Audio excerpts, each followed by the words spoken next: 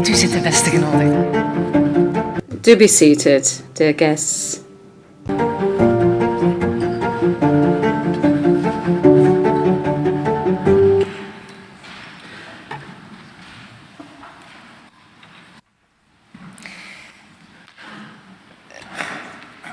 Goedemiddag. Good afternoon and welcome to Dies Natalis, the founding festival with which we celebrate spring every year, but spring is not really present today. Welcome to this very special day.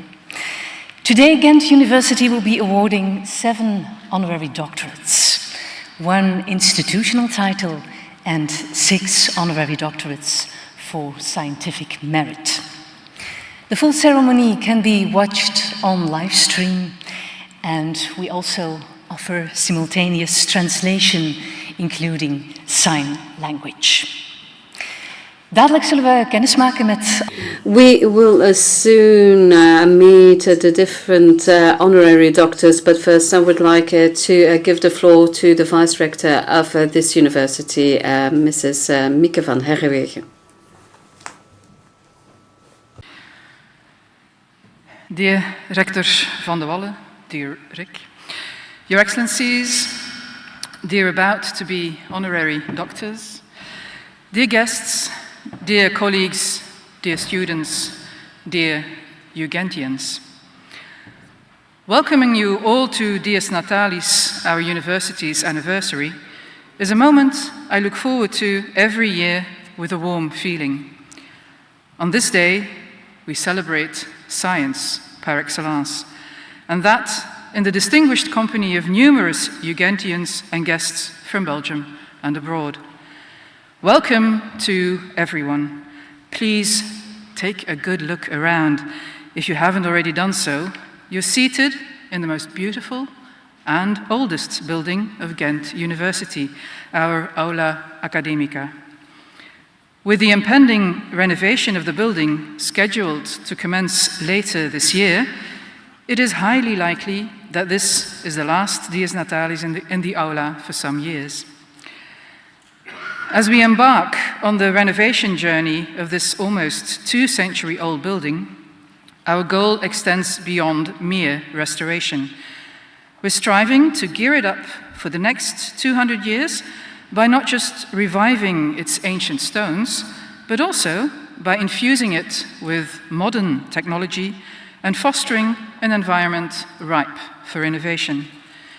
This endeavor is symbolic, very symbolic, for our university and the academic world at large. It reflects our steadfast commitment to pushing the boundaries of technology and innovation through research and to empowering our students to envision and shape their future, our future. Today we express our gratitude to the 6 esteemed individuals whom we proudly recognize as honorary doctors for their remarkable contributions to science, and we thank them not only for gracing us with their presence, but also for embodying the ethos of relentless innovation in their respective fields. Sta me toe om te vervolgen in het Nederlands. And allow me now to continue in Dutch. I would like also to welcome Prime Minister Jan Jan Bon, who is also responsible for digitization, amongst other things. And this Dies Natalis is in the middle of the FTI Week, FTI, which stands for Flanders Technology and Innovation. And in several cities, there is a technology festival ongoing. And here in Ghent, as UGent, we are happy to be part of this festival. And both as far as content is concerned, with several UGent employees that will be taking the floor, but also the location, the renovated Winter Circus, where UGent is also part of the consortium. And also our future institutional honorary doctor is an example of dedication, and especially the dedication to encourage people to think about our future, and by holding a mirror up to our present, a mirror on contemporary society. And I've had the privilege of hearing and seeing Ish Ait Hamu at work, and I have read with great interest some of his works. And yesterday I saw him have a dialogue with our students, and he did so in a warm, open, honest way, but also in a confrontational way. And I would like to highlight a passage from his most recent work, The Theory of the One or Two.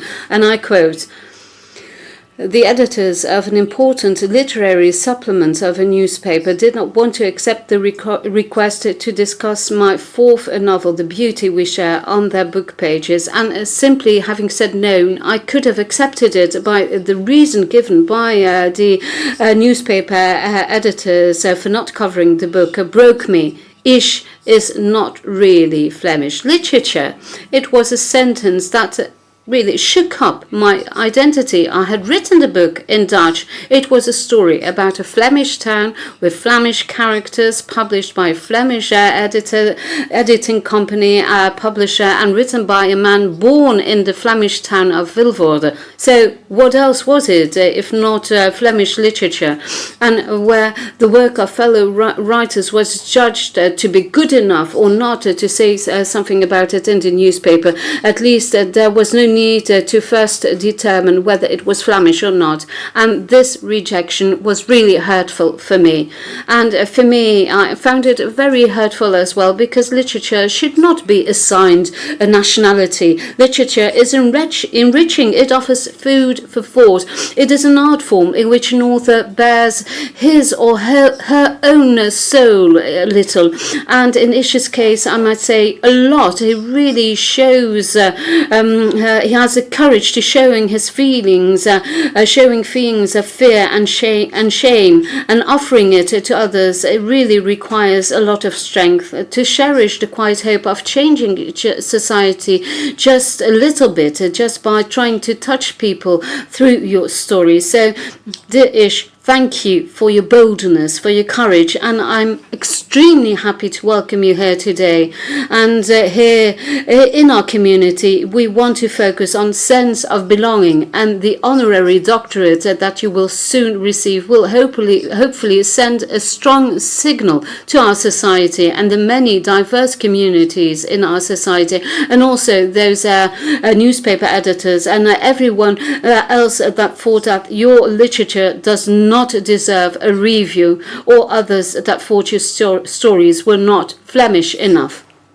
On behalf of the Ghent University community, I would like to welcome all of you to our university and thank you for having accepted our invitations.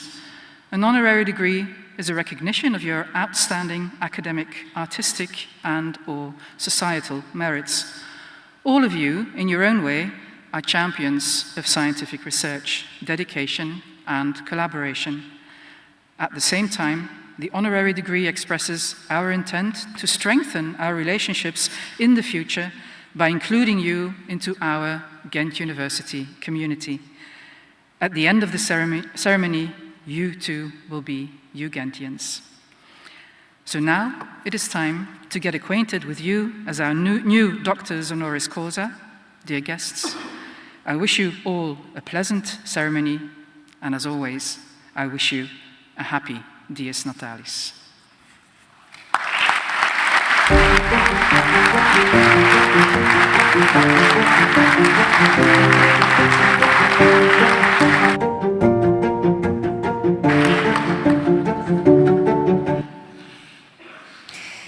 De Universiteit Gent reikt.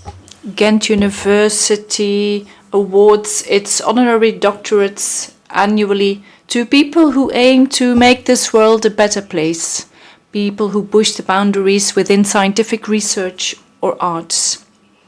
Inspirational for at the forefront of a better society, answering today's concerns, bringing hope, perspective and faith for the future. Technology is a key element, and to encourage technological innovation in Flanders, the Flemish government originated FTI in 2022, Flanders Technology and Innovation, a platform that brings together all those who strive to bring technological solutions with the aim of bringing innovative solutions in the fields of energy, climate, healthcare, and nutrition. And in order to promote all this knowledge and know-how, as our Vice Rector has stated, the 10-day FTI Festival was launched here in Ghent last Friday in the above-mentioned Winter Circus by our next speaker, Flemish Minister President Jan Jambon. May I invite you to take the floor?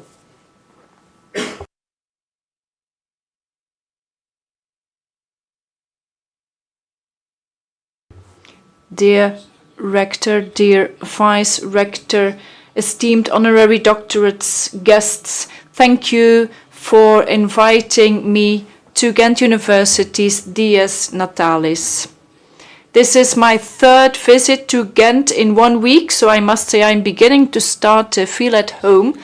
And exactly 1 week ago, I opened the Flanders Technology and Innovation Festival together with the Flemish government. And over the past few weeks, we have seen the power and the strength of technology and innovation. After the first weekend of FTI, we had 50,000 visitors, and I'm sure that number has increased over the past week. I had the pleasure to be able to visit all Flemish provinces, and I have to say it was well worth the while. And I hope that many of you participated in one of the many activities either in Ghent or in another Flemish city. And if you have not been able to do so, I would like to remind you of the closing ceremony this weekend in Antwerp in the so-called Sport Palace. And everything that has been happening in Flanders over the past week will be shown in one location. Now, at the start of Flanders Technology and Innovation, I was asked why. Why does Flanders need this broad societal project on technology, innovation and research? Well, for me, FTI is a message, an experience and a movement of faith in the future, a future that will be made possible through technology, innovation and research that need to be embraced by society. This message of hope has a lot in common with the reason why we are here today, to celebrate the birth of Ghent University and honor these 7 exceptional individuals. This is where innovation and knowledge show their true strength. It is Ghent where people think of ecological solutions to climate change, where new rehabilitation techniques are discovered and experimented, where our chemistry is becoming more sustainable, where our entrepreneurship is analyzed, and where we dissect our cultural history. Over the past 50 years, innovation and technology have brought wealth to Flanders, growth, and has been able to limit the poverty to the lowest level ever. This belief in progress and technology has led to many successes. We have been able to build a strong and open economy welcoming 2% of the global trade. We have a thriving academic ecosystem that is an innovative leader in Europe, and we have created an economy that offers plenty of job opportunities and that attracted nearly 5 billion euros of foreign investment over the past year. Although most indicators indicate that Flanders is doing well, people seem to be experiencing the opposite. People have become slightly unhinged or unbalanced, and the feeling of anxiety and alienation has replaced our loss of what was known, and everything what is new feels foreign. Now, I understand that feeling. As a society, we are performing well, yet individuals feel that is difficult to keep up with the speed with which the world is evolving. So many things are happening in so many fields that the common man and woman feel that they are running behind economically, socially, and digitally. And that can be fixed through FTI, but also thanks to Ghent University. I believe that Flanders should believe in technology, AI, and data. And the Flemish government is doing their utmost to make sure that every person in Flanders is on board. Nobody must be left behind. And I believe that when plenty of partners support this broad project, we will be able to make our citizens believe in the future again. Otherwise, I would never have supported a project such as FTI or shared my message of hope. Flanders needs to follow the example of what President Biden recently said during his State of the Union, turning setback into comeback. And I depend and I count on Ghent University with its courses, students and professors. Flanders has everything needed to write a successful story, as FTI has shown and will continue to do so even after this festival. The honorary doctorates awarded by Ghent University today show that innovative ideas and projects can bring about positive changes in society, and I'm convinced that Ghent University will continue to encourage its students and academic network, because every step that brings Flanders closer to European top academically is set here in Ghent University. And I wish you all the best and thank you very much.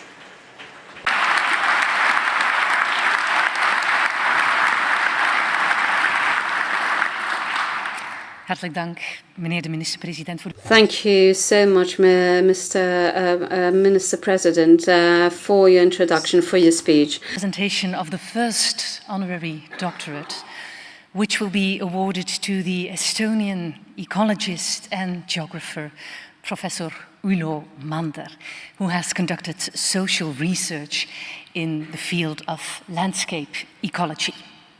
Laten we even kijken naar een...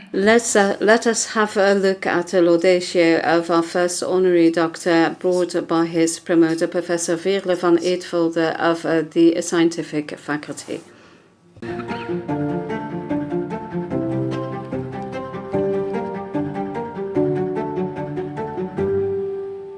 Wie eenmaal kennis heeft gemaakt met professor Mander, zal hem niet gauw vergeten. Hij is professor in fysische geografie en landschapsecologie aan de Faculty of Science and Technology van Tartu University in Estland. En hij is een zeer gedreven, gepassioneerd en geëngageerd academicus die sinds de start van zijn rijkgevulde carrière in 1977 diverse activiteiten tot op een zeer hoog niveau weet te combineren.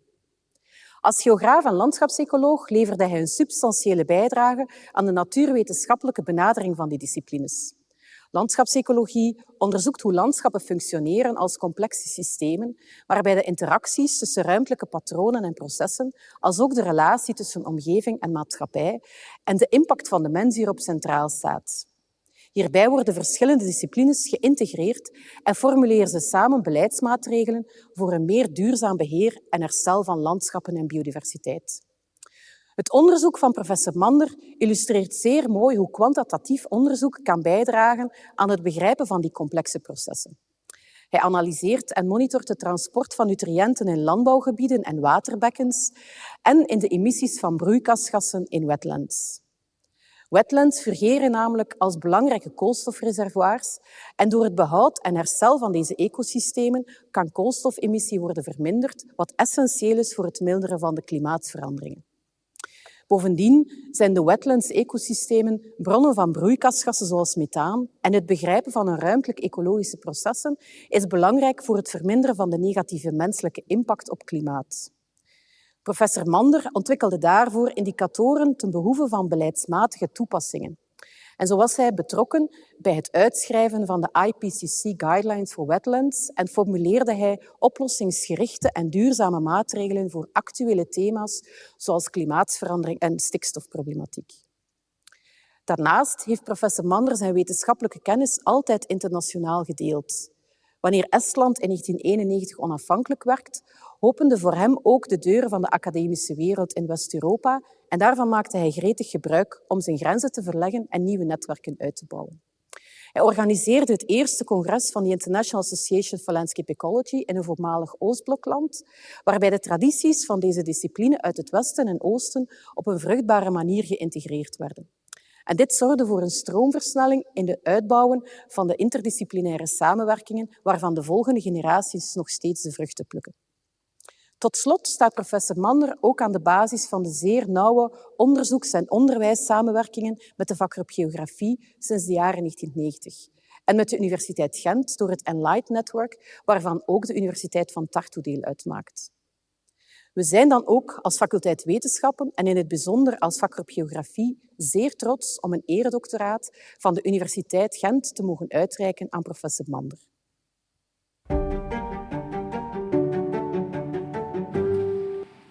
En professor Van Eetvelde. And Professor Van Eetvelde, can I ask you to join us here on stage?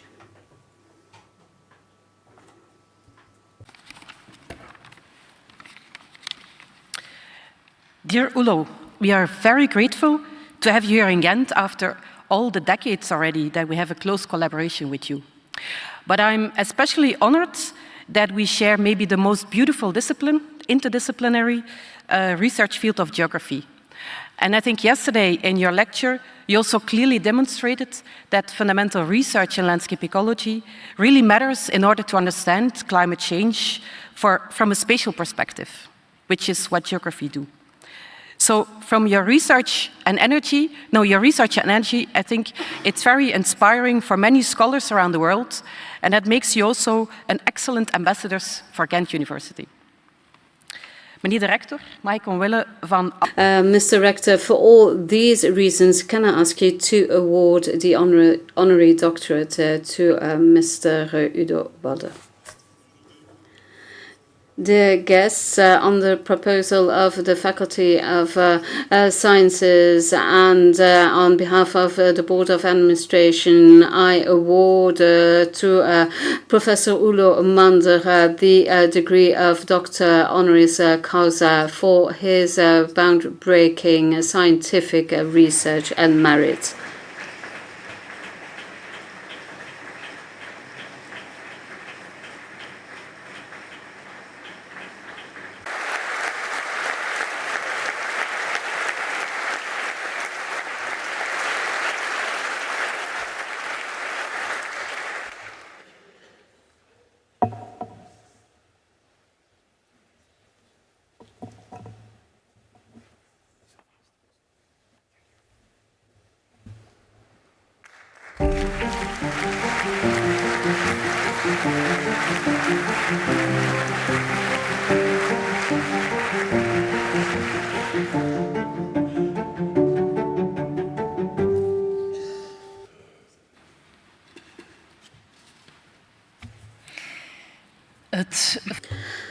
The following honorary doctorate is awarded to Professor Paul Hodges. Research on motor control, pain and rehabilitation, and is the most cited researcher in rehabilitation and physiotherapy globally. Maar er is meer wat professor... But there is not only his academic excellence which makes him really great, and that is what we will now hear from in the Laudacia video by Professor Lieven Daniels.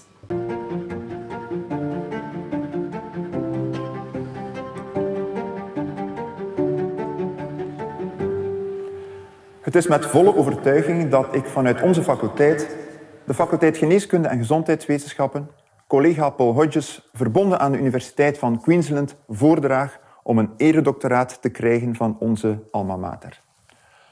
Paul is een uitzonderlijk academicus, een uitzonderlijk talent, een uitzonderlijk collega. Als academicus leidt hij baanbrekend onderzoek naar de fysiologie van bewegingscontrole, de bewegingscontrole in relatie tot pijn en de revalidatie hiervan. Zo wordt hij internationaal erkend als dé autoriteit op dit gebied. Meer nog, als je kijkt naar het brede domein van de revalidatiewetenschappen, is hij wereldwijd de meest geciteerde onderzoeker. En Paul Hodges is niet zomaar een expert binnen zijn domein. Hij is ook een uitzonderlijk talent. Hij is een pionier die bakens verzet, een visionair die altijd een stap vooruit lijkt en ook blijkt te zijn. Zijn innovatieve benadering, variërend van fundamenteel onderzoek tot klinische trials, heeft geleid tot nieuwe onderzoeksmethodieken, nieuwe inzichten en zelfs tot effectieve behandelingen voor pijn en voor rugpijn in het bijzonder. Een aandoening die velen treft. Naast zijn talent voor baanbrekend onderzoek met vaak creatieve, innovatieve benaderingen, heeft Paul ook een warme persoonlijkheid die naadloos aansluit bij het DNA van onze faculteit, samen, integer en betrokken. Want wat Paul echt onderscheidt, is zijn collegialiteit. Zijn onvermoeibare toewijding en missie om zijn kennis te delen. Hij is een inspiratiebron voor talloze collega's en jonge onderzoekers. Zijn wil om zijn inzichten te delen, zijn advies te geven en anderen te inspireren en begeleiden op hun eigen pad naar succes, is zonder meer exemplarisch. Dit maakt hem echt groots. En ook onze faculteit kon de voorbije jaren genieten van zijn kennis, expertise en generositeit. Hij gaf regelmatig lessen en workshops binnen de master, doctoral schools en levenslang leren en was gastheer voor verschillende onderzoekers van de UGent. Ook ikzelf heb een aantal keer mogen genieten van een langer onderzoeksverblijf binnen zijn groep. Binnen onze onderzoeksgroep Spine, Head and Pain was Paul doorheen de jaren lid van examencommissies en begeleidingscommissies van doctoraten. We hebben gemeenschappelijke PhD's en publicaties en we zijn ook partners bij het 3-jaarlijkse wereldcongres van Low Back and Pelvic Pain, waarvan de 2 laatste edities niet toevallig in België en Australië plaatsvonden. Deze samenwerking heeft onze onderzoeksgroep gestimuleerd en gefaciliteerd in haar groei en ontwikkeling.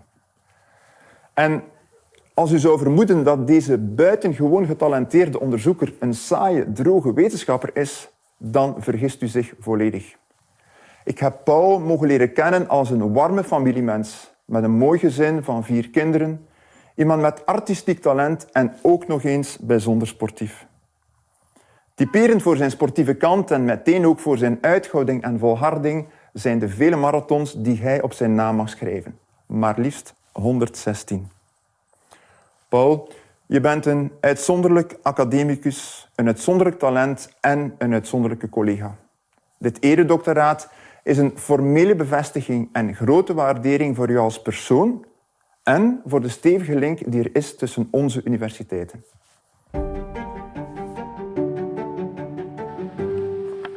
Lovende woorden voor professor Paul Hodges. Ik nodig nu professor... Beautiful words for Professor Paul Hodges, and I would like now to invite Professor Daniels for confirming his laudatio.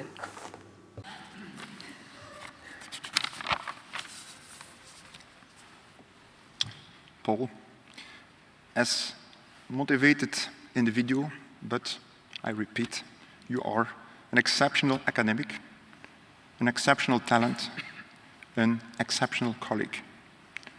I am so happy to know you as a unique and loyal colleague, more so to count you among my friends. And I am not only happy, I am also grateful and proud. Grateful to my department, grateful to my faculty, grateful to our university, and proud. Proud of you, Paul, also proud to be the promoter of an also deserved honorary doctorate. Meneer de rector, mag ik omwille van al de Mr. Rector, for all these reasons, I might ask you to award the honorary doctorate to Professor Paul Hodges.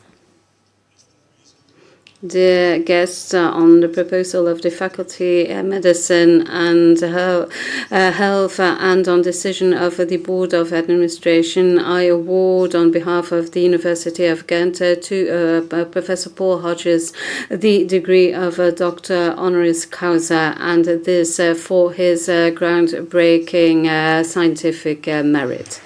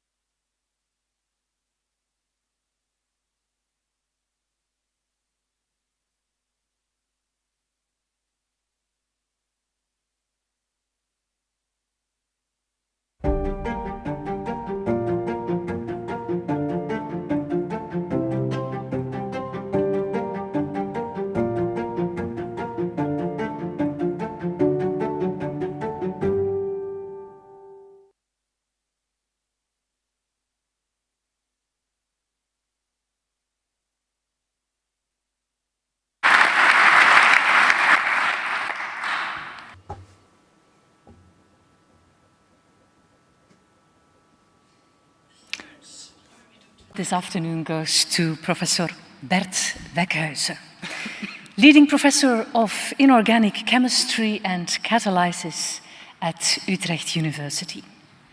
Zijn werk werd bekroond met vele. His work was awarded many scientific awards, including the Spinoza Award, which is the highest scientific award in the Netherlands, and no fewer than 2 honorary supervisors will support him, Professors Veronique van Spijbroek and Kevin van Geem of the Ghent Faculty of Engineering and Architecture.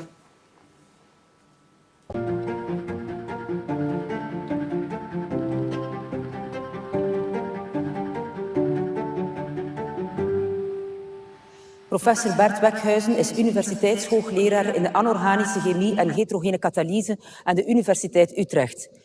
Hij wordt wereldwijd beschouwd als een van de grondleggers van de in-situ spectroscopie van heterogene katalysatoren. Hij is gefascineerd door de interactie van licht met materialen, om zo het gedrag op de kleinste schaal, de nanoschaal, te begrijpen. Zoals hij zelf dikwijls verwoordt, is het zijn grote droom om een moleculaire film te maken van industrieel belangrijke katalysatoren. En dit onder realistische reactionscondities. Net zoals bij mensen wordt het gedrag van nanomaterialen zeer sterk beïnvloed door de condities waarin zij het werk doen. Dit blootleggen is bijzonder uitdagend en het is exact in dit gebied waar professor Wekhuizen grenzen heeft verlegd door het ontwikkelen van de meest geavanceerde beeldvormingstechnieken.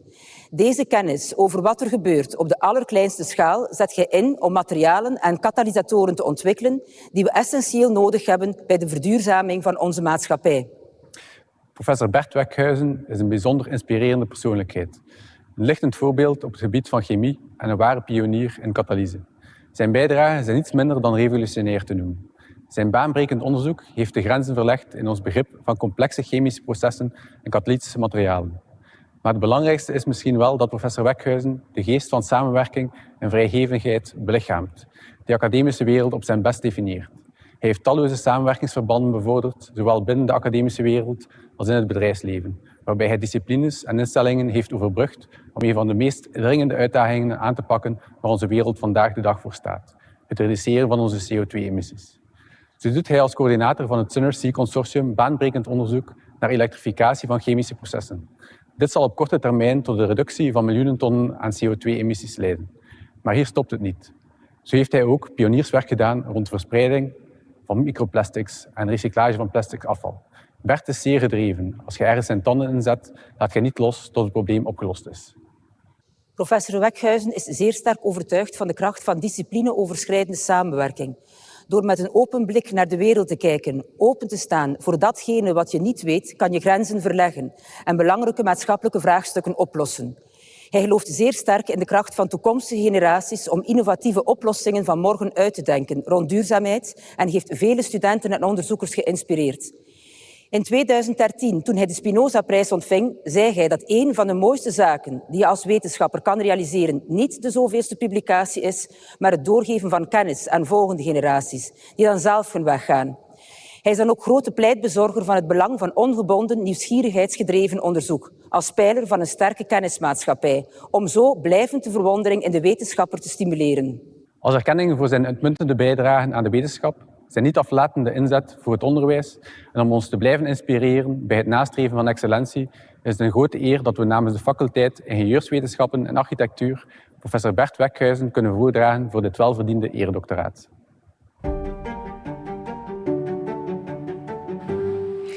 Het woord is nog.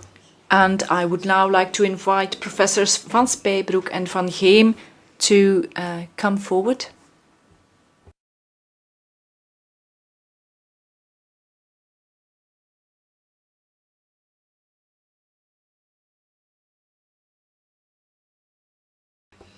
Dear Professor Wekhuizen, dear Bert, what an honor to be able to invite you here in our aula in Ghent University. You are such an inspirational person. You have pushed the boundaries, which is shown by your impressive CV. You practice science without boundaries. You look at the world with an open view. You bring people together across disciplines, institutes, and industries because you believe that this is vital if we want to solve important societal issues. The most exceptional of all, I think, is how you believe in the strength of future generations to come up with innovative solutions. Bert, it is our exceptional honor to present you with the honorary doctorate on behalf of the Faculty of Engineering and Architecture. Congratulations and thank you for inspiring us in striving for scientific excellence across boundaries and borders. Mr. Rector, given all of these arguments, may I ask you to award the honorary doctorate to Bert Wekhuizen? Dear people, at the presentation of the Faculty of Engineering and Architecture, and following the advice of our college, I now award on behalf of Ghent University the honorary doctorate, Doctor Honoris Causa, to Professor Bert Wekhuizen for his innovative scientific achievements.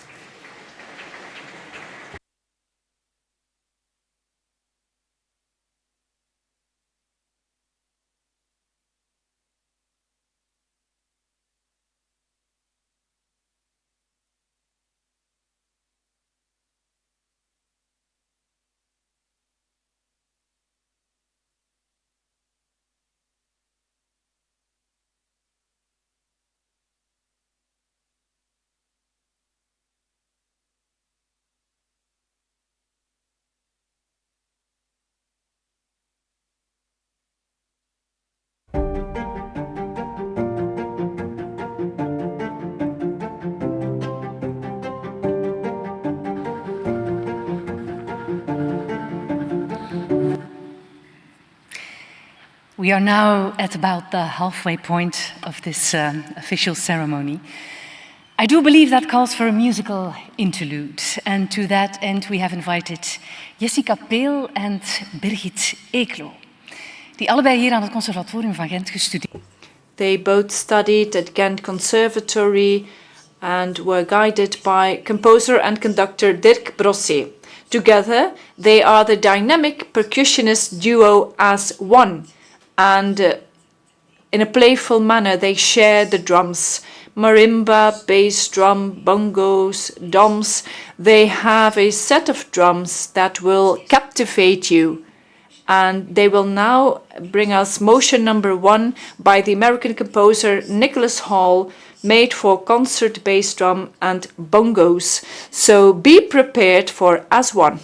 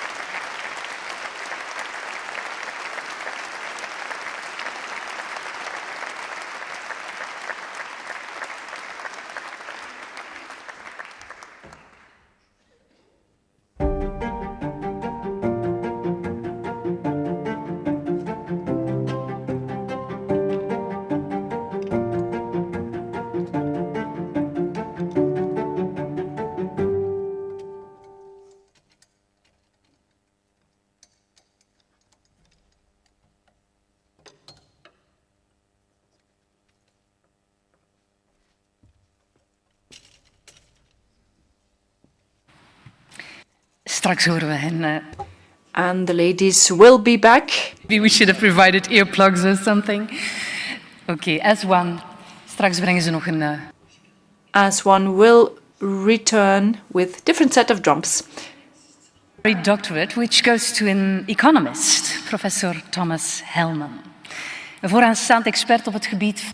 A leading expert in the field of entrepreneurial finance, entrepreneurship, innovation and public policies, and an advisor to numerous startups and entrepreneurial initiatives. And he is supported by no fewer than 2 honorary supervisors, Professor Sophie Manigaard and Mirjam Knokkaert from the Faculty Economy and Business Administration.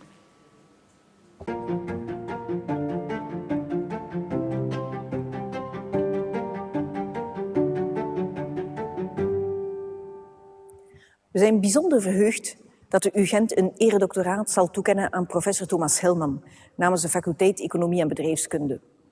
Thomas is de DP World Professor of Entrepreneurship and Innovation aan de Saïd Business School aan de Universiteit van Oxford. Er zijn verschillende redenen waarom wij hem voorgedragen hebben.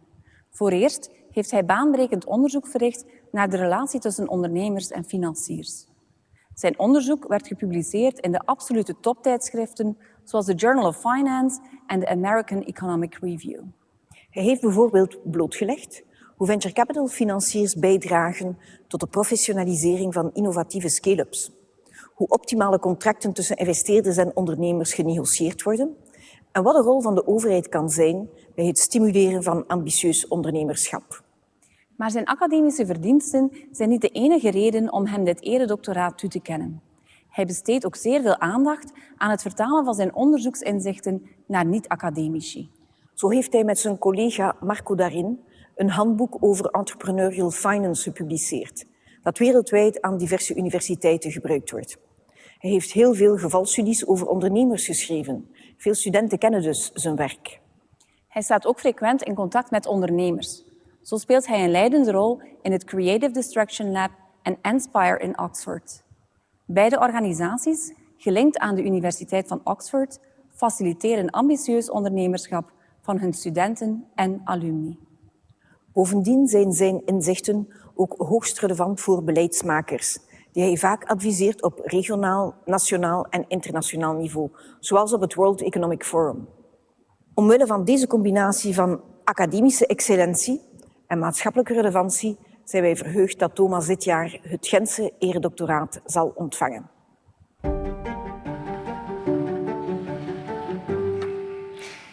Professor Knokkaert. Professor Knokkaert, Professor Manigaard, may I invite you to step forward and take the floor.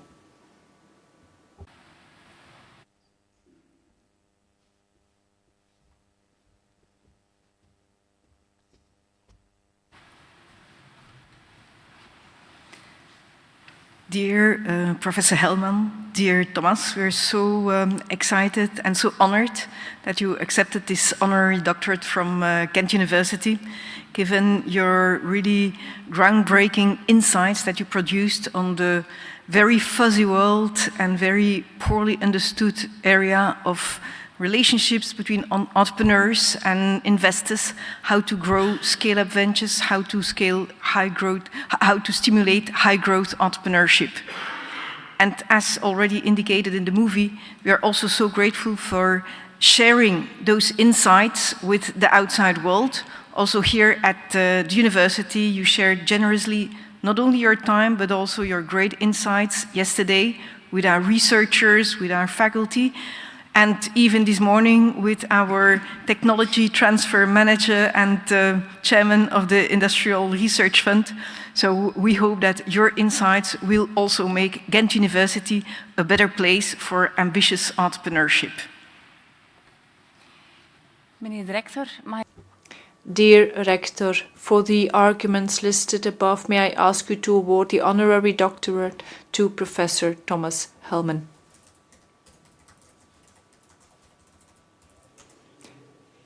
Dear all, at the presentation of the Faculty of Economy and Business Administration, we hereby grant the honorary doctorate to Professor Thomas Hellman. here at Ghent University, Professor honoris causa for his groundbreaking scientific work.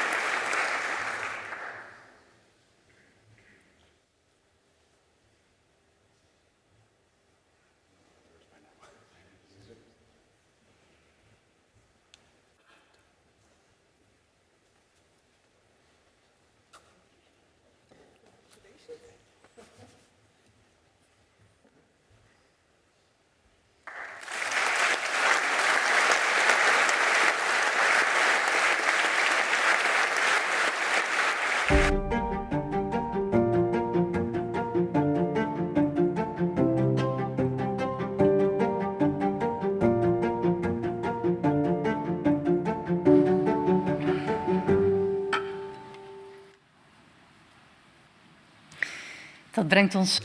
And this brings us to the next honorary doctorate, which goes to the Irish educator, Professor Paul Michael Garrett, and of social work.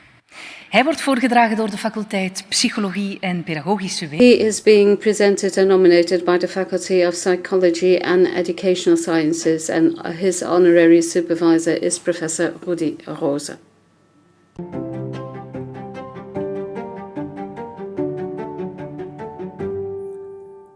Paul Michael Garrett is een pedagoge en auteur die internationaal wordt erkend als een belangrijke academische stem in het sociaal werk.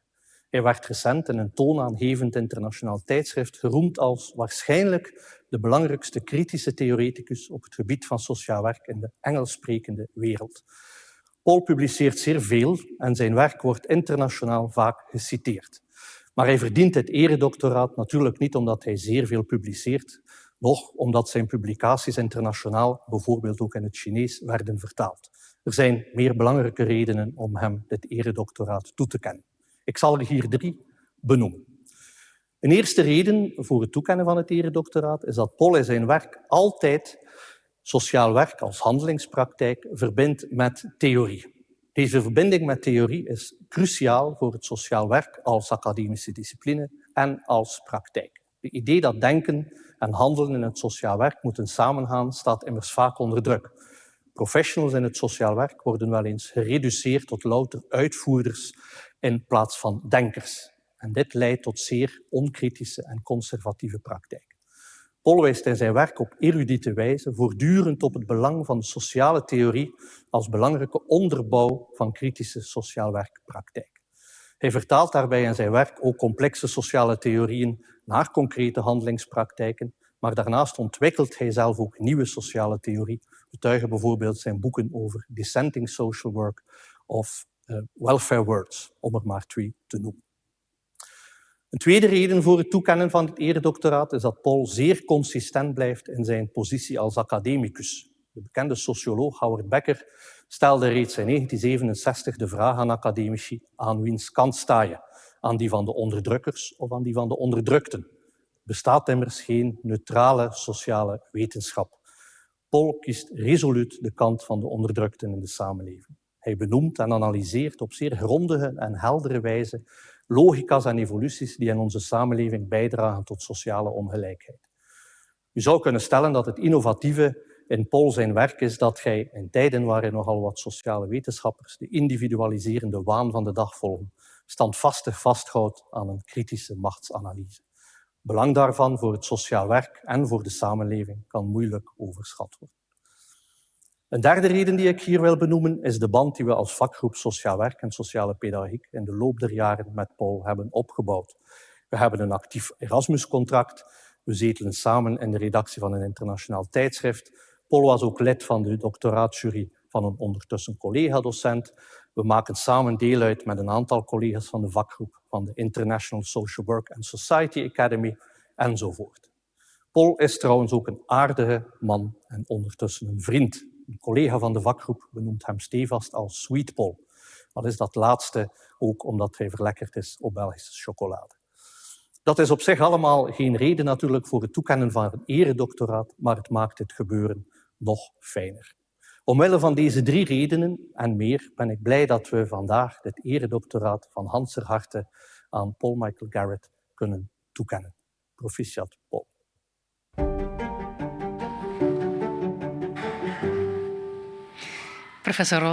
Professor Rosa, I would like to give you the floor once again here up front.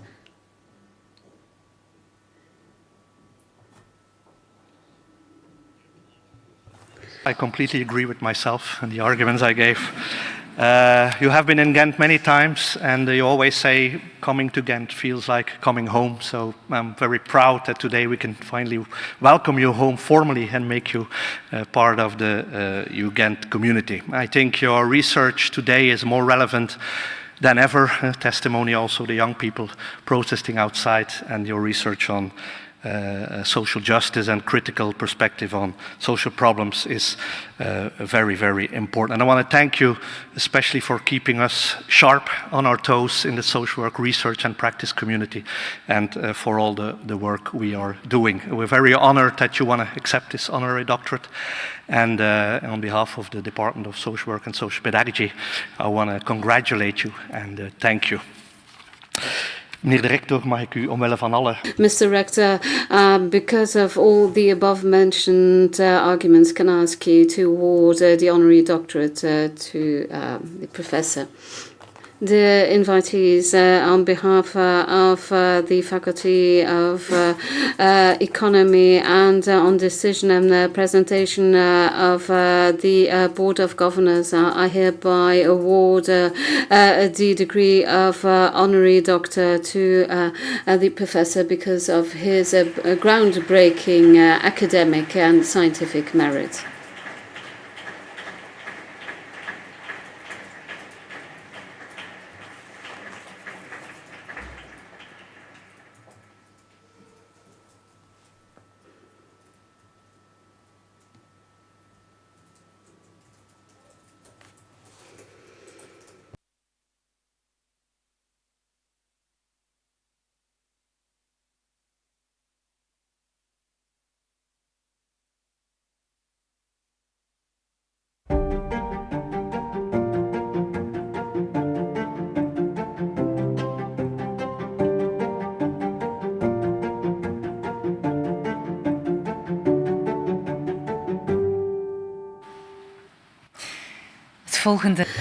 The next honorary doctorate goes to filmmaker and composer Professor Trinh Minh Ha. And versatile post-colonial voices of the 20th century. Ze was in 2023 te gast. In 2023, she was the central guest at the Cortesana Festival in 2023 here in Ghent, the 5-day festival of film and audiovisual arts. And let us listen to the laudation brought by Professor Daniel Bittergeest and Professor Sophie van Bouwel of the Faculty of Political and Social Sciences.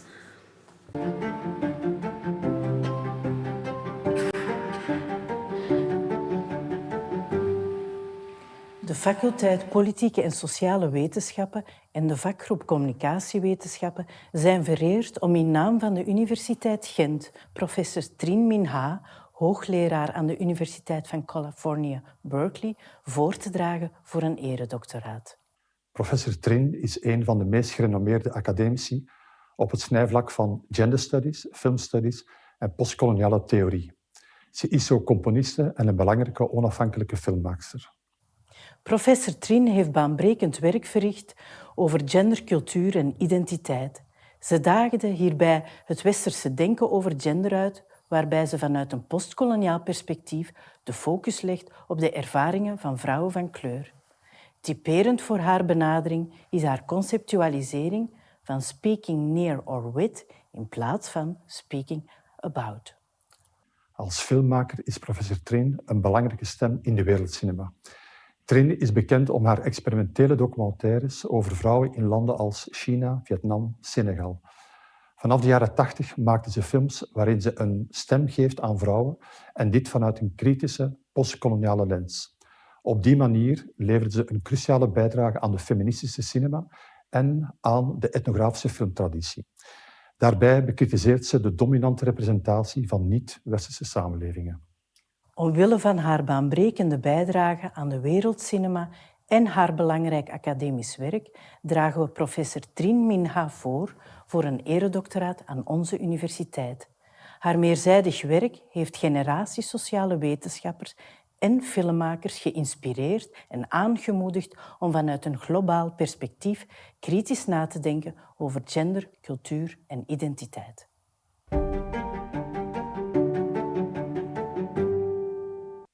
Het woord is aan beide promoten. And I give the floor to both of the supervisor, Professor Bilderrijs and Professor van Bouwel.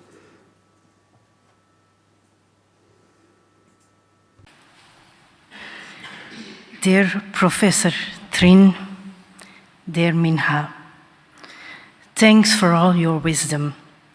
You gave us a post-colonial and critical lens to study identity and culture. Dear Minh, thanks for all the beauty you gave us with your audiovisual work. Thank you. Meneer de rector, mag ik u... Mr. Rector, can I, for all the above-mentioned arguments, can I ask you to award the honorary doctorate to Professor Trinh? Dear guests, on a presentation of the Faculty of Political and Social Sciences and on decision of the Board of Governors on behalf of the University of Ghent, I award to Professor Trinh Minh the degree of Doctor Honoris Causa, and this for her important academic merit.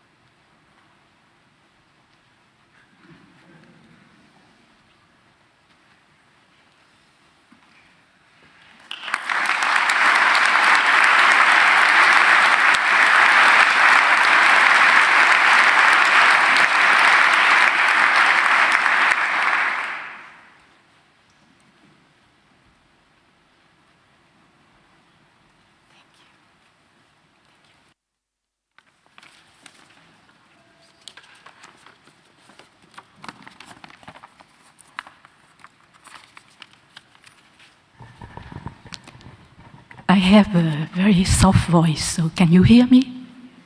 Yes? Okay. It is truly an honor to be here with you today. And on behalf of all the honorary doctorates present here, I would like to thank the rector, the vice rector, the chairman of the board of governors, our kind promoters from the diverse faculties of Ghent University, the guests and colleagues in attendance, as well as the organizers whose caring work behind the curtains has made this event possible. We live in a time of great uncertainties and of what at best could be called underground springs, going into the dark to feel the fragility of life on the move or in sheer isolation mode with the world, the pandemic, the ongoing wars, or as I call it, the war that never ends. Human migration, the escalating phenomena of displacement, have made their mark on the 21st century. Coupled with the advent of new technology and of social media, this phenomenon of massive immigration and refugeeism has substantially changed our sense of identity and stability, of home, family, community, and nation. What seems to pertain to our era are the countercultural feel for both continual displacement and interconnectedness, and the sensibility for the fragile, the ephemeral, the marginal, the small, the portable, and the mobile in our everyday. When reality starts speaking to us differently, it leads, in my work, to what I've called and elsewhere within here. A between that breaks with a here and a there, and with the prevailing systems of binary oppositions. A dimension of one's consciousness in being, politics, as inspired by the women's struggle. Politics permeates our everyday, which is said to be most difficult to discover because it is what we are, ordinarily. The everyday escapes. It allows no hold. It is where the familiar could show itself to be most surprising. Rather than merely speaking of experiments, investigations, and productions, working with an ear and an eye for the empty field of possibilities and potentials allows one to approach one's work as a net of under and cross currents, a manifesting of forces. In institutional contexts, knowledge is often compartmentalized into faculties and divisions, fields and disciplines. But as the Malian scholar Amadou Hampateba wrote, fine behavior, le bel agir, and great knowledge are inseparable from beautiful language, le beau langage. Poetry, as he remarks, is as delicate and as sharp as a golden thread, weaving through the entire texture of a narrative. Being fundamental to West African mythology, gold is the very metal, quote, that becomes cotton without being any less iron.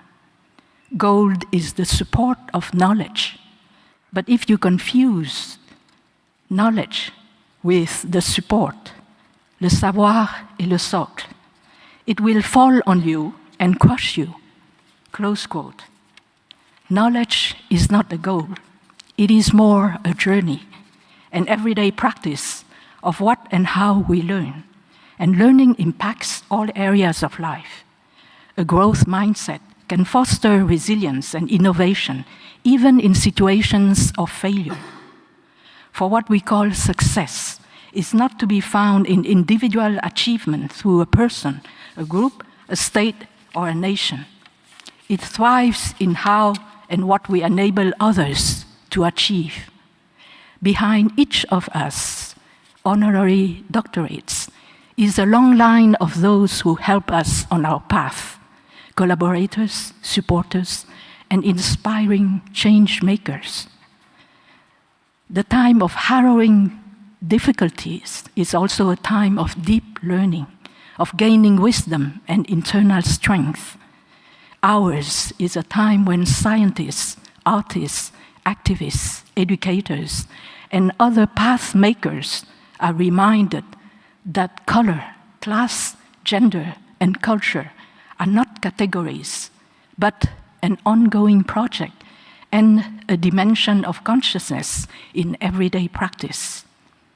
The capacity to transform ourselves and others in the very instance of our daily performances lies in the ability to expand our views and to create new, unexpected relationships among things, events, and people.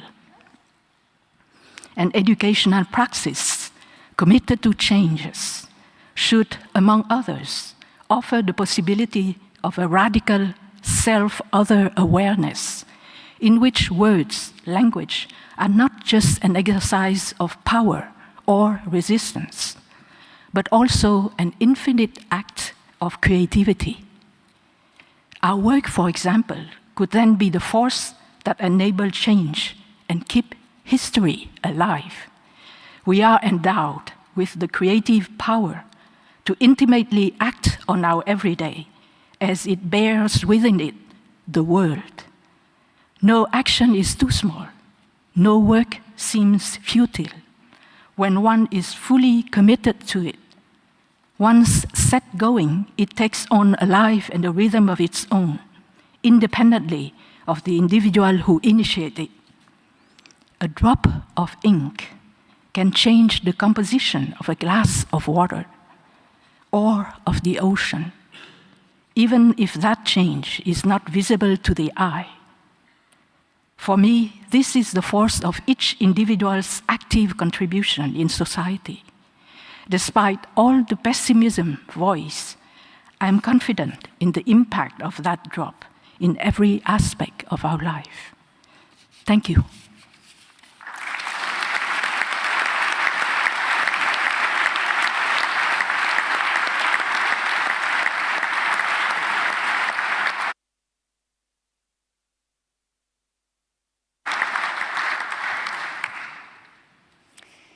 Thank you very much, Professor Trin, for expressing your acknowledgements on behalf of all honorary doctors today. We laten de aula nog één keer. Let's shake up this room once more, thanks to the percussionist duo as one, who will bring us their own composition, Rocking Toms.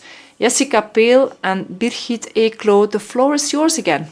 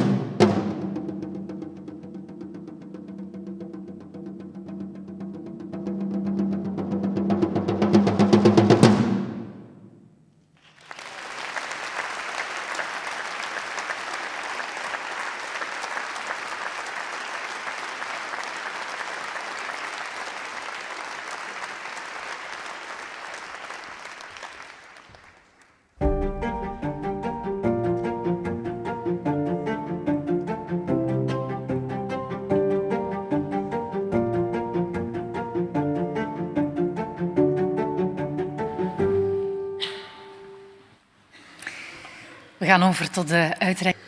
And let us now continue with the presentation of the institutional honorary doctorate, and it is awarded this year to someone blessed with many talents. He combines both his love of performing arts with that of words, and he describes himself as a storyteller, and his stories bear witness to the search for one's own identity and a place within a very complex society. Yet powerful. And through it, he manages to reach a large and young audience. To touch people and to be touched by people is what drives him. Rector Rick van der Wallen is promotor van dit. Rector Rick van der Wallen is the presenter of this honorary doctorate, and he will tell you now why.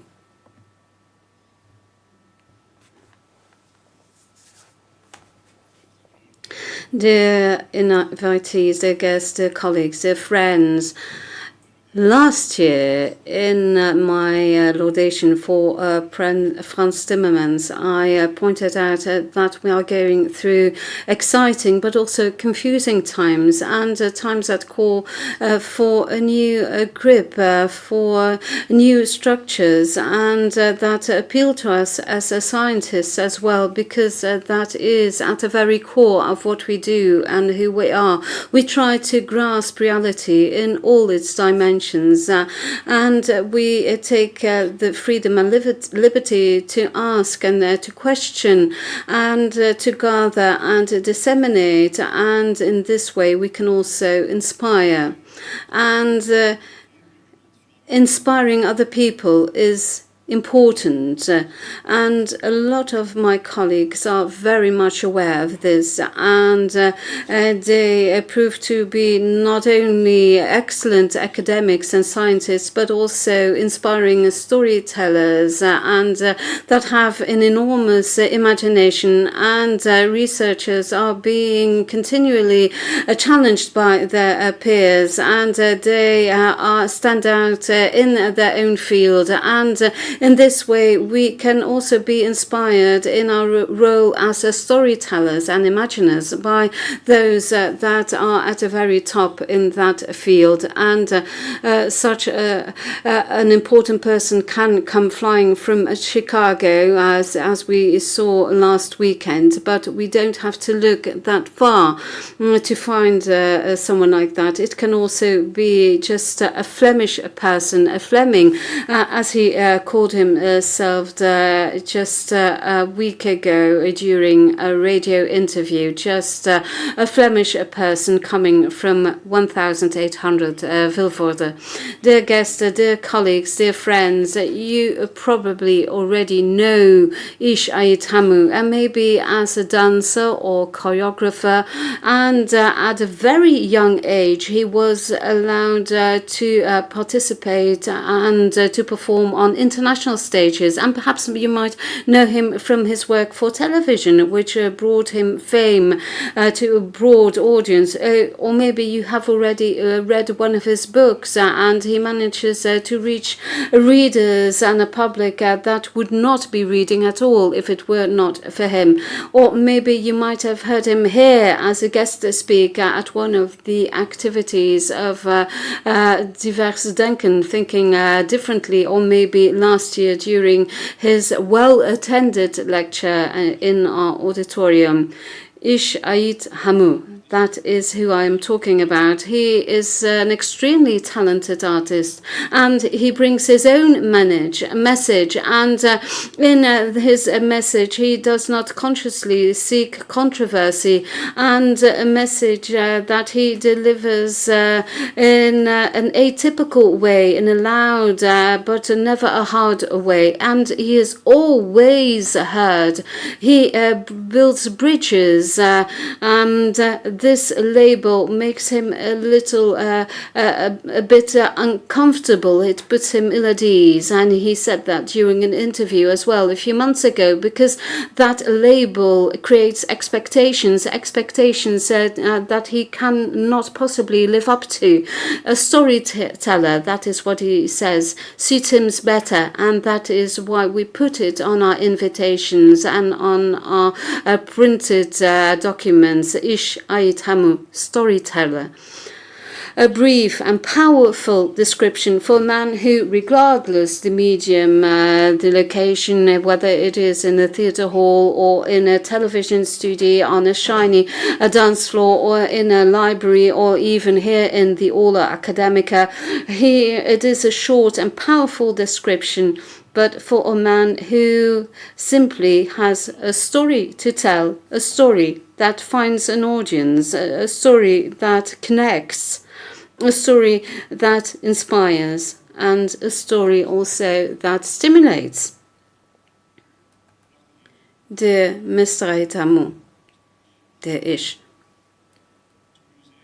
when you told us that you could not possibly live up to all expectations, that you are simply who you are, and that sometimes you fall short even though you are trying your utmost, but in spite of all that doubt and self-depreciation, you sounded also determined, full of resolve, and I quote, "That doesn't mean," and that is what Ish said, "that doesn't mean that I cannot make a contribution to improve society. Do what you can, and when you can."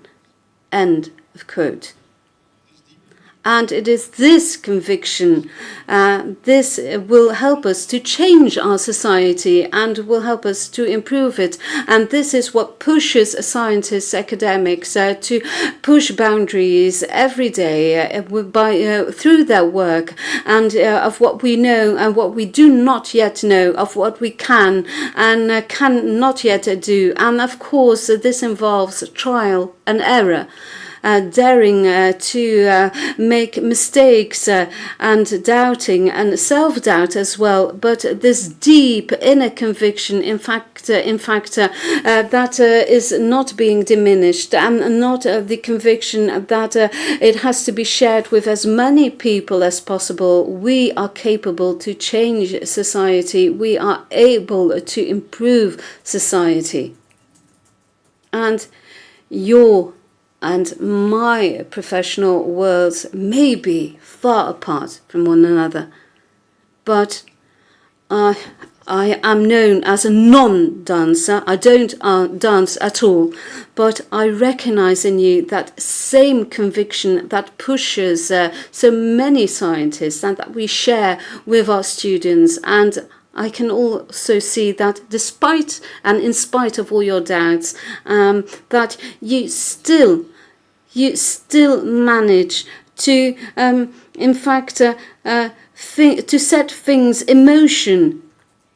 Thanks to that conviction that you make people think, you make us move, you mature our minds, you ripen our minds, and also here at the University of Ghent, and students and colleagues that also recognize your doubts and your hesitations. And of course, in a complex society, we are all looking for our own place, for our own identity. And maybe these colleagues and these students need that final push, that are still lacking that self-confidence, and that get that final push from people like you, people who feel inspired by your story, that feel stimulated by your story. And I have no doubt whatsoever that in this way you succeed in changing not only the University of Ghent but society as a whole, that you succeed in improving it, and maybe only slightly or barely noticeably, as you might suggest, but with your story, Ish, you do bring about change and you do bring about improvement. Dear Mr. Aitamo, dear Ish, for the reasons I have just mentioned, and which I could summarize briefly as for the impact you have as a storyteller, I, by decision of the College of Governors, the Board of Governors, and on behalf of the Ghent University, and above all, with a great deal of conviction, I can confirm you, I confer on you honorary doctorate, and I declare you Doctor Honoris Causa. Welcome to the University of Ghent, and welcome to our university community.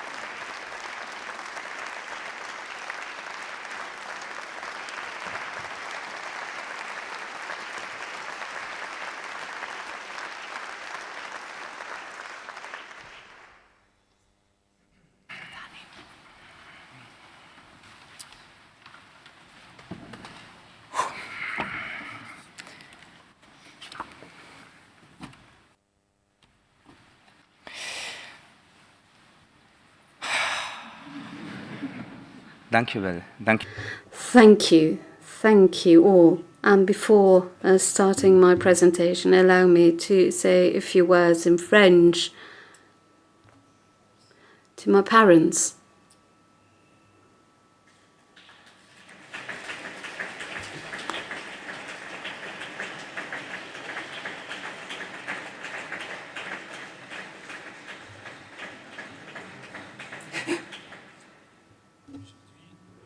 Today is a day of recognition for my contributions, but I would never have been able to do this without you, without your contributions, without your sacrifice. Not only for me, but a lot of people, an enormous contribution to this country, Belgium, not often recognized, but we, as children, we have always noticed it, and I know that you are proud of me today, your son, but I hope that you are proud of yourselves. It was an incredible adventure, virtually impossible, and yet you were able to achieve it, so thank you, Mum and Dad.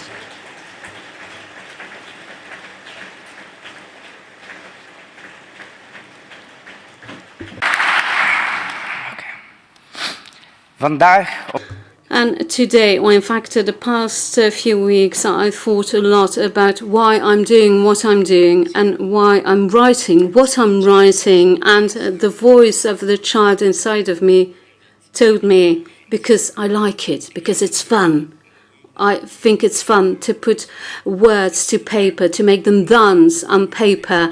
I like it that words in a certain order become like a dance on paper, and that they sound differently when you put them to hip-hop music with which I grew up. And I liked it because words make me visible, not to society, because society had already seen me and had already decided who I was, but for myself I discovered who I was because words in fact taught me about the fundamentals, what could be demolished and what could not be taken down, or what could be further constructed on, and words were the start of light, were the start of a discovery, were the start of growth, and discovering myself meant also discovering others, because wherever I was, the others will also present, and where other people were, I was looking for myself. And I liked to write words, but I preferred to remain deaf to the words from the outside, because listening to those words made me doubt whether I was a human being. And in those words, I was not a small boy, but I was a Moroccan who was not listening. I was not a young man, but I was a Muslim coming from another period. I did not have difficulties with language. I was simply being lazy. I was not creative, but I was stupid. I was a son of those that came here, in fact, simply to reap benefits, but not the son of people who in their other country had made a lot of sacrifices and helped to construct this country here.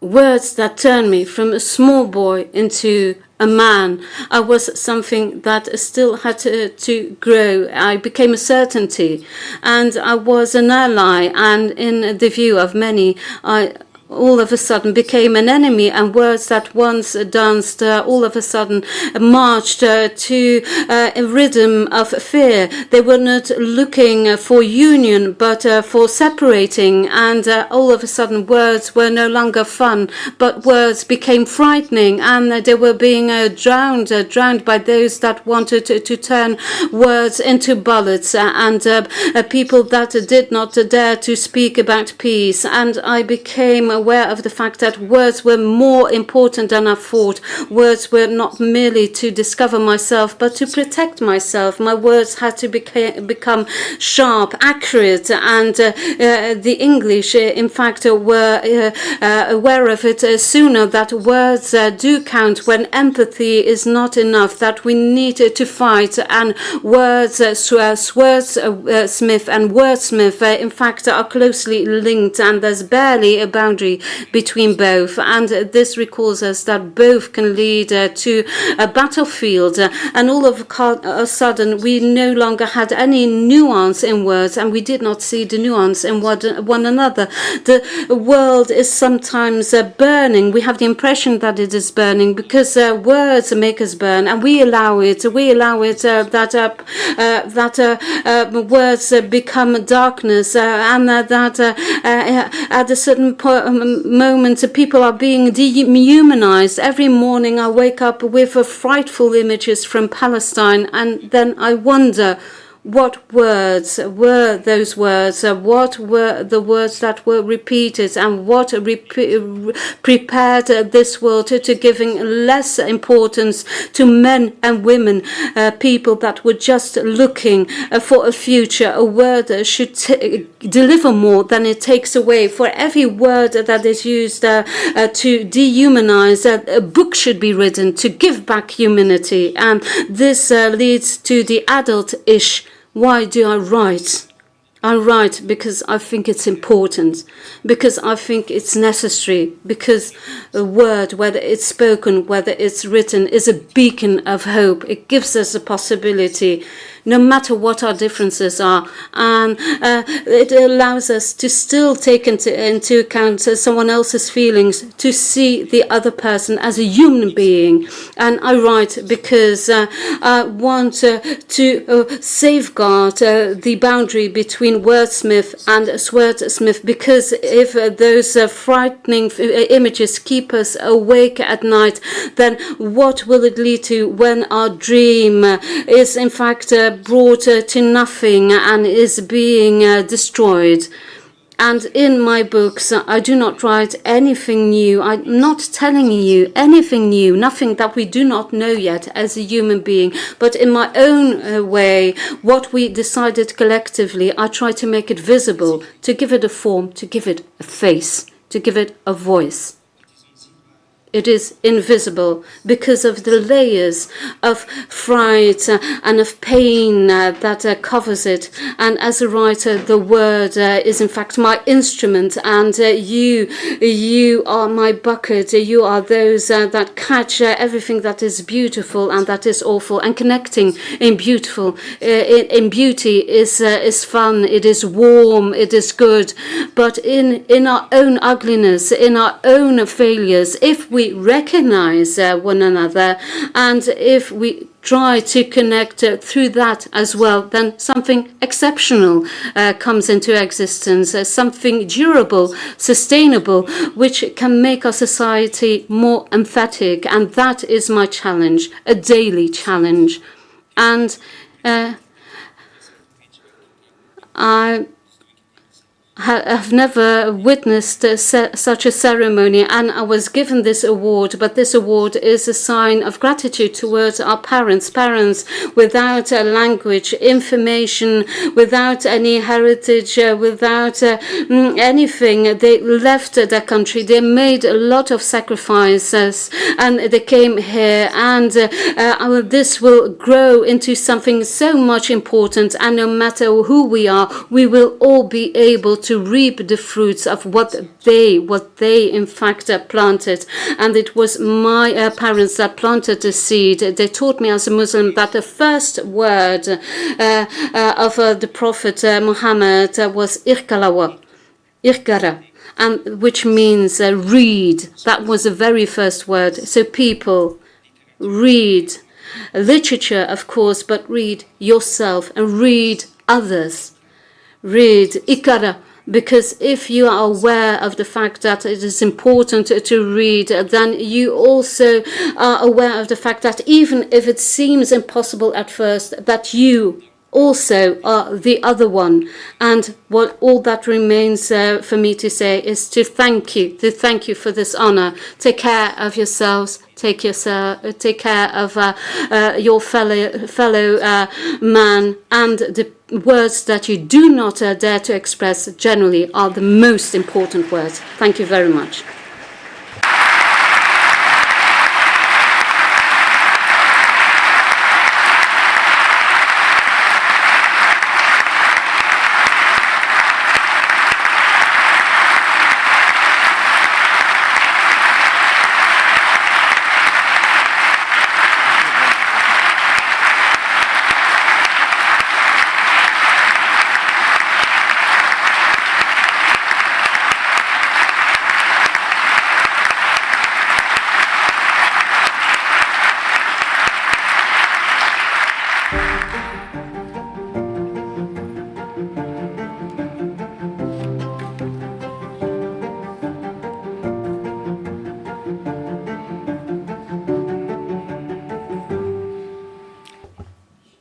Thank you, Ish, for those inspirational words.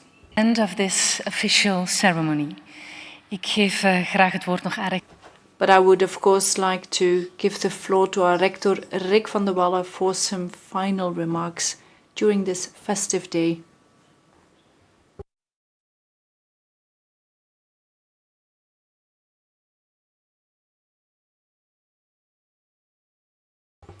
Ish, it's quite a challenge to speak after you. I'll do my best. Dear guests, dear colleagues, students, dear friends of Ghent University, each year I look forward to this day, our Dies Natalis, and more specifically to this moment where I get to welcome our new honorary doctors in our university together with all of you. Dear Ish, Ulo, Paul, Bert, Minha, Thomas and Paul. On behalf of all you Ghentenians, I would like to thank you for celebrating Dies Natalis together with us and for accepting the honorary doctorates awarded by Ghent University. We are exceptionally proud of each and every one of you. You push the boundaries in research and social commitments. Continue to do so. You are the critical voices we need in crucial societal debates. Continue to be them. You are leaders in the field of innovation and actively build our world. Continue to do so. And I look forward to having conversations with each of you following the ceremony, but before I do that, I would like to mention a form of innovation that is present in education, research, policy making, and in business, but also in our daily lives. I'd like to mention a technology that everybody has an opinion on: newspapers, websites, ministers, minister president, they all mention it because it has to be mentioned. I would like to discuss AI, or artificial intelligence. I would also like to speak of intelligence. Many speeches on AI tend to be partly written by AI so that one can prove the capacities of artificial intelligence, and therefore this disclaimer: I have written this speech myself. And if you think that some paragraphs are not so successful, then I will not be able to hide between one algorithm or another. Any errors will be the result of the limitations of my brain. And brains is something that Ghent University has plenty of. Our colleague Lieven de Marais and his team, who researched digital trends in Flanders, recently stated that AI is here to stay.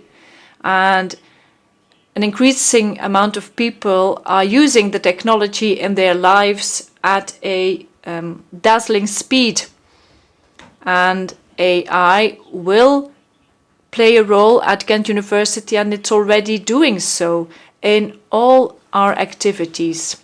Artificial intelligence will have a huge impact in how we educate, how we research,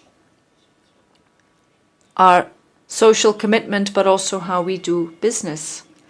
And I'm pretty sure that many of you have played with tools such as ChatGPT, and some have already incorporated it in your activities, some even on a daily basis.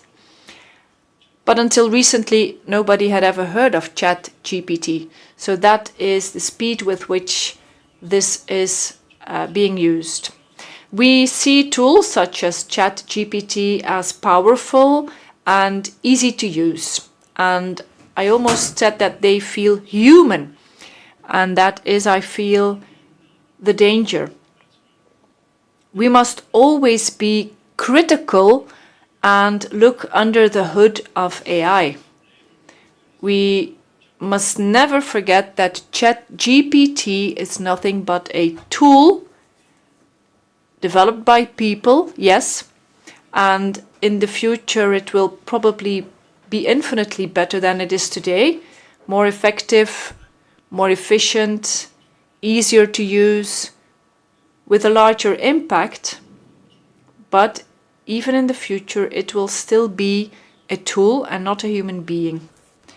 And this brings me to a concern. Tools or algorithms such as GPT lack specifically this humanity. And this is not a fact, but also a concern, because I believe in the intrinsic value or intrinsic added value of humanity and human contact. And I believe that human contact matters and will continue to make a difference. And this humanity is something that no algorithm will ever have. And I believe that this humanity is an aspect that no algorithm can offer. It is a double-layered sentence. And would ChatGPT be able to come up with these double entendres? Dear people, humanity is what I believe in, what I support, and what I believe we should all be fighting for. But I also believe in technology. And I do believe that AI will contribute to our prosperity and well-being even in universities such as ours, where human contact matters.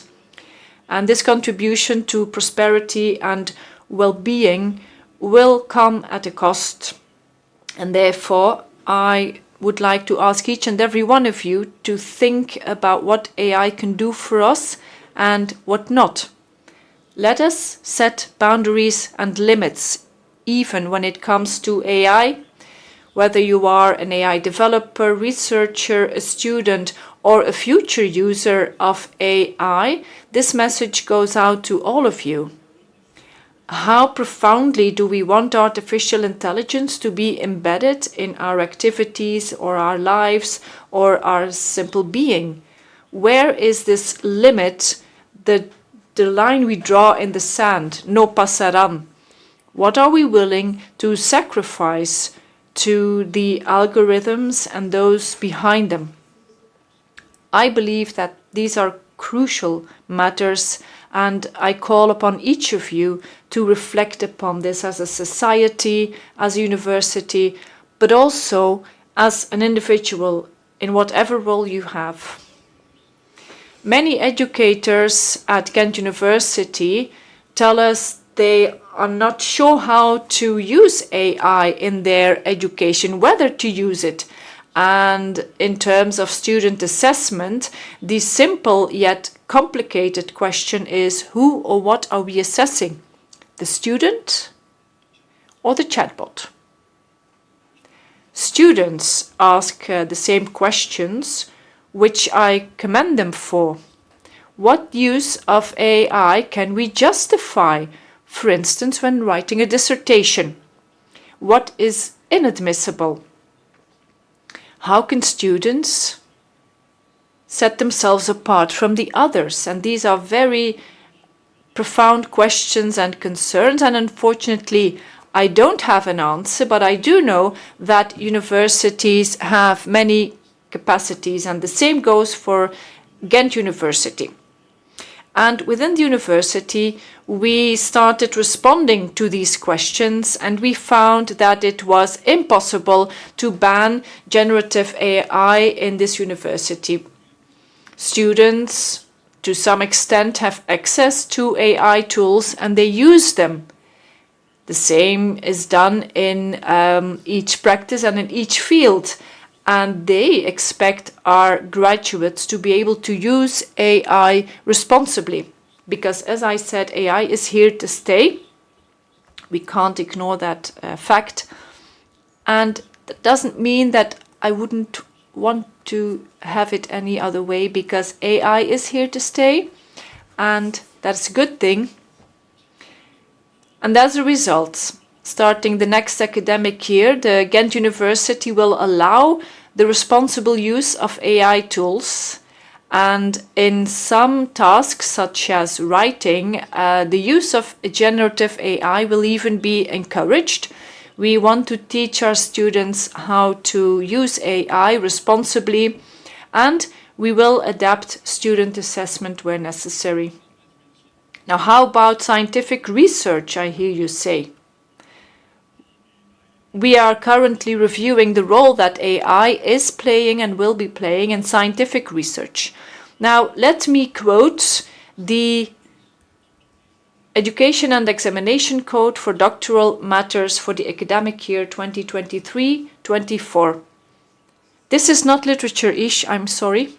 I quote, "The dissertation is a textual document that demonstrates the doctoral student's ability to generate academic knowledge based on independent academic research, either in one specific discipline, the arts included, or across various disciplines."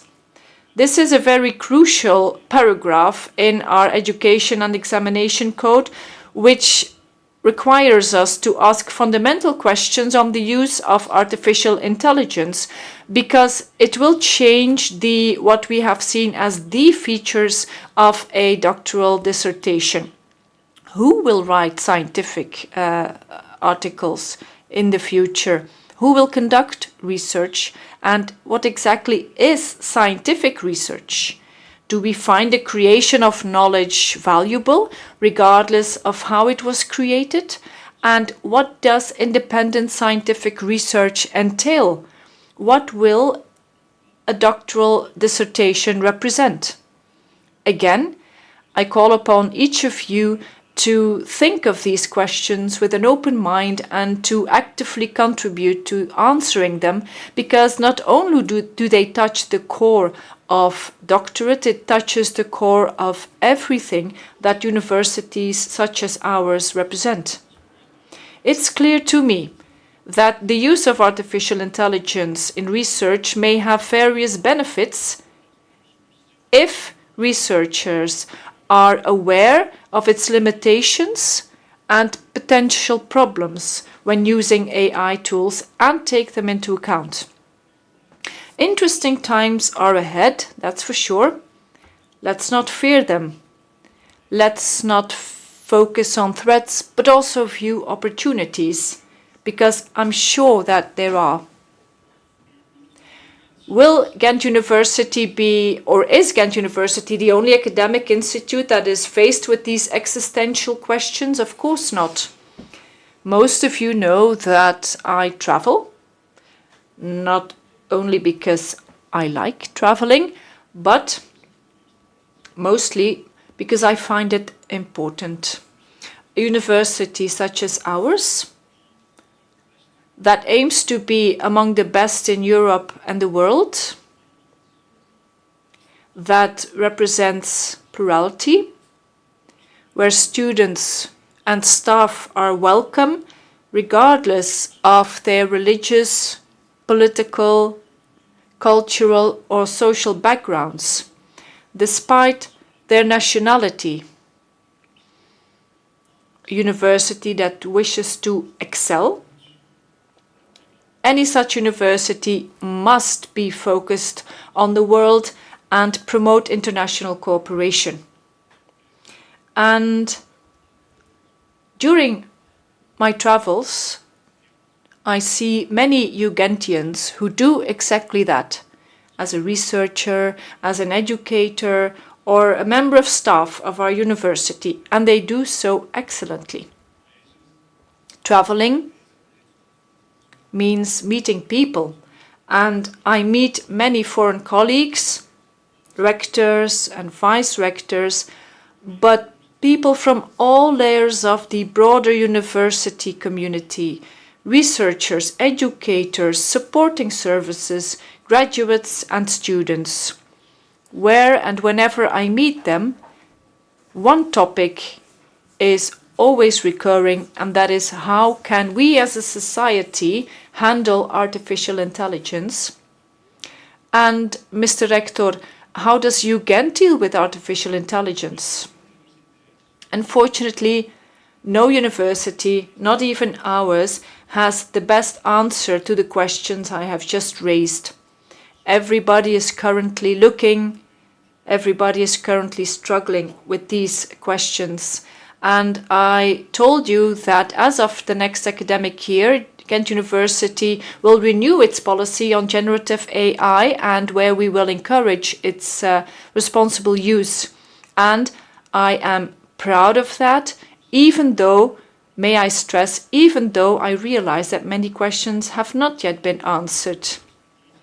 We will be happy to share our expertise and experiences with other universities, domestic and abroad, because I am convinced that profound inter-university and international cooperation will be needed if we want to meet the challenges and opportunities that AI brings to bring high-quality university education, research and social commitment, if we really want to play our role fully.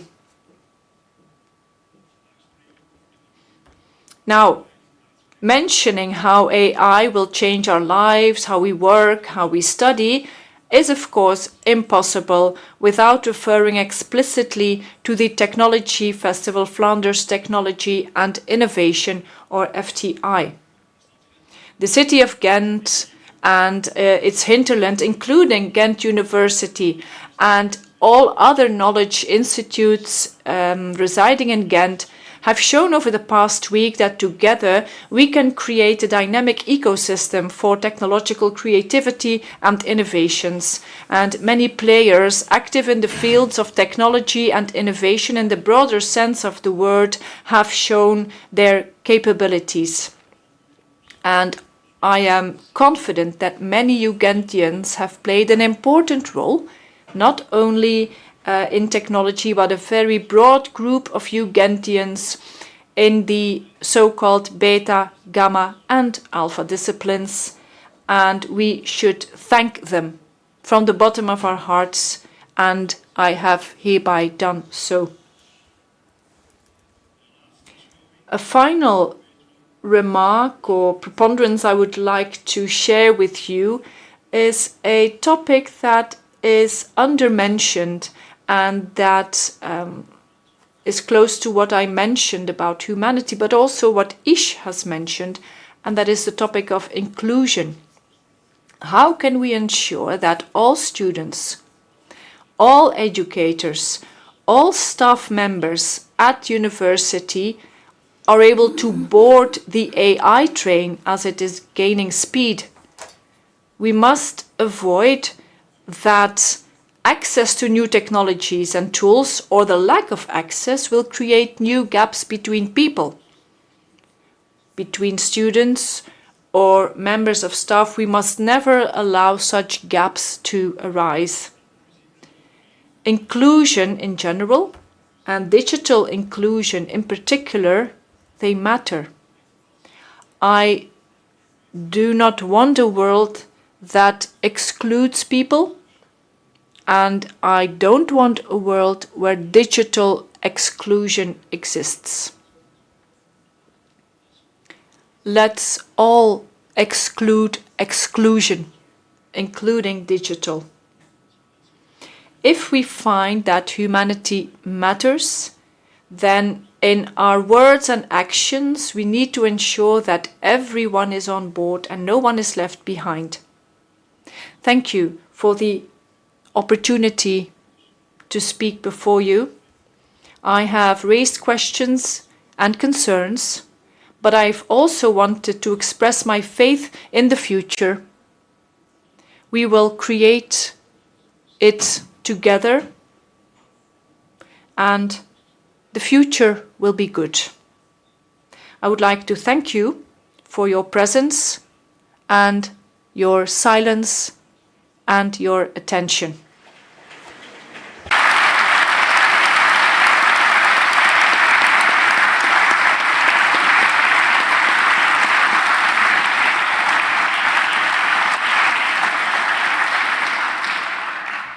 Hartelijk dank, rector. Thank you, Rector van de Wallen, and I would like to invite all of you to stand as we listen to the 3 hymns of the university.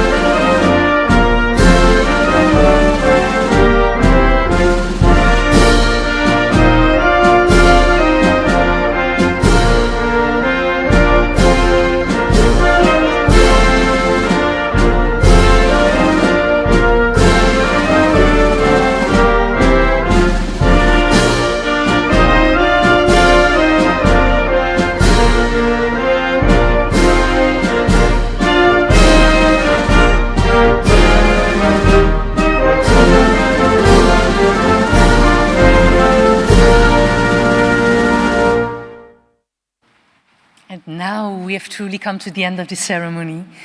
On behalf of Ghent University, I invite you all to the reception. Ik zou u wel willen vragen om de academische stoet voor te laten. Please allow the robed members to go outside and take the photograph with the honorary doctorates until the hostess or host will ask you to step forward. Enjoy your evening.